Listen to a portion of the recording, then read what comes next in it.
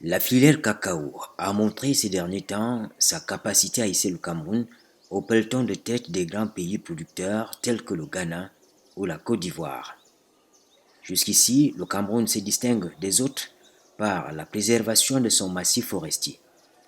Au centre de tout, le cacaoculteur lui-même, à travers une rémunération qui lui est reversée directement. Le cacaoculteur est l'acteur principal, c'est la personne clé en réalité.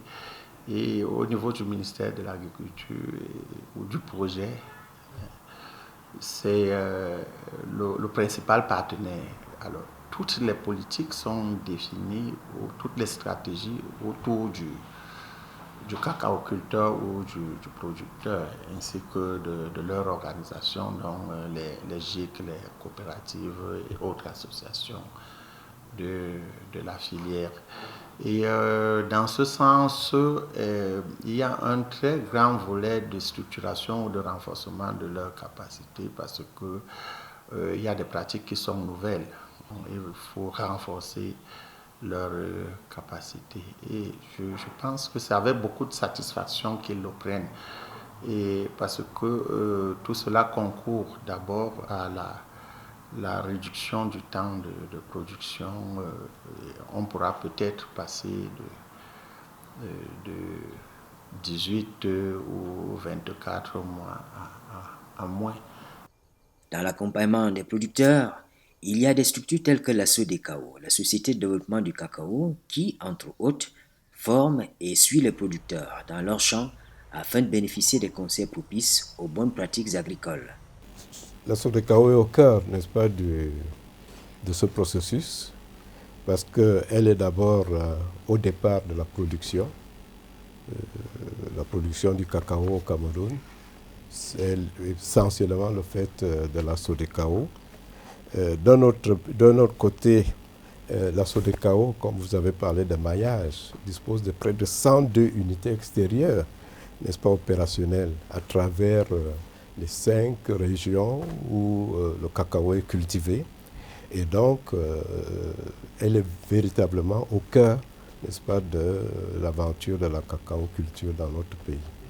Pour cette année, nous avons une production cacaoère, nous attendons une production cacaoère de peu plus de 10 millions.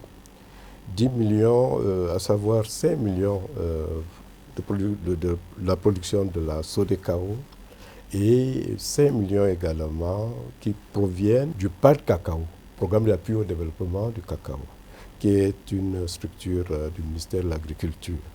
Donc la SODECAO s'occupe, n'est-ce pas, de la distribution, n'est-ce pas, de ce matériel végétal à travers tout le réseau SODECAO du Cameroun qui couvre près de 5 régions. Les fèves du cacao du Cameroun ont accès au marché lucratif. Mais depuis le début de cette année, il faut se conformer aux normes européennes, premièrement en assurant une traçabilité rigoureuse des produits depuis leur origine jusqu'à leur exportation. Deuxièmement, en intensifiant les efforts pour garantir une production de cacao et de café sans impact négatif sur les forêts, adoptant ainsi le concept de zéro déforestation. L'Union européenne est le premier consommateur de nos fèves, sinon le plus important. Et il y a la nouvelle réglementation sur la production de l'Union européenne sur la production du cacao sans déforestation.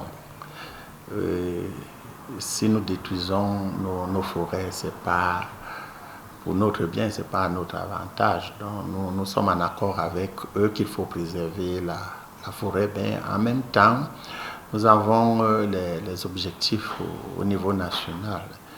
Nous avons un tonnage à atteindre en termes de fèves de cacao. Et ce tonnage qui est défini dans les différents documents stratégiques du gouvernement. Dans le détail, il faut atteindre en 2025 640 000 tonnes et compenser les limites de la Côte d'Ivoire et du Ghana du fait de la pression foncière et des politiques de stabilisation de la production. Pour atteindre les 600 000 tonnes, nous avons deux possibilités. La première possibilité, au vu de notre potentiel, notre massif forestier, nous pouvons augmenter les superficies. Parce que contrairement aux autres qui ont totalement épuisé leurs réservoirs fonciers, le Cameroun, qui est à 1,26% de l'occupation de son territoire par le cacaoyer, les autres sont à 10-15% de l'exploitation de leur superficie. Donc le Cameroun, sur ce plan, a un gros potentiel. Sauf que si nous prenons cette option d'augmenter les vergers, nous allons faire face à une difficulté, la déforestation. Parce qu'en augmentant en superficie, nous allons forcément toucher la forêt. Ça, c'est la première option. Donc, qui peut être bien en termes de rendement de quantité, mais mauvaise en termes de qualité. La production réelle, normale d'un cacaoyer est de 25 cabos par plant, ce qui nous ramène à 1 kg de cacao sec, de cacao marchand. Alors, si nous partons de ce postulat, c'est-à-dire nous avons 600 000 hectares, mais nous produisons 300 000 tonnes. En réalité, nous sommes en sous-production sur le potentiel existant. Donc, comment ramener la tonne à l'hectare? Ça, c'est la grande question qu'il faut résoudre aujourd'hui. Et vous verrez que nous allons atteindre les 600 000 tonnes sans déforester, en intensifiant. À la SODECAO, on garde à l'esprit cette provision qui fait partie des politiques publiques. Les 600 000 tonnes ne sont pas encore atteintes, c'est une projection. Nous espérons, nous sommes en train, n'est-ce pas, d'évoluer vers la réalisation de cette projection. Il suffit tout simplement, n'est-ce pas, de faire ce qui est notre travail de tous les jours, c'est-à-dire la production du cacao à travers toutes les opérations techniques qui sont mises en œuvre à cet effet. Donc c'est notre travail de tous les jours. Nous disposons d'environ de plus de 100 unités de production, n'est-ce pas, du cacao dans notre pays.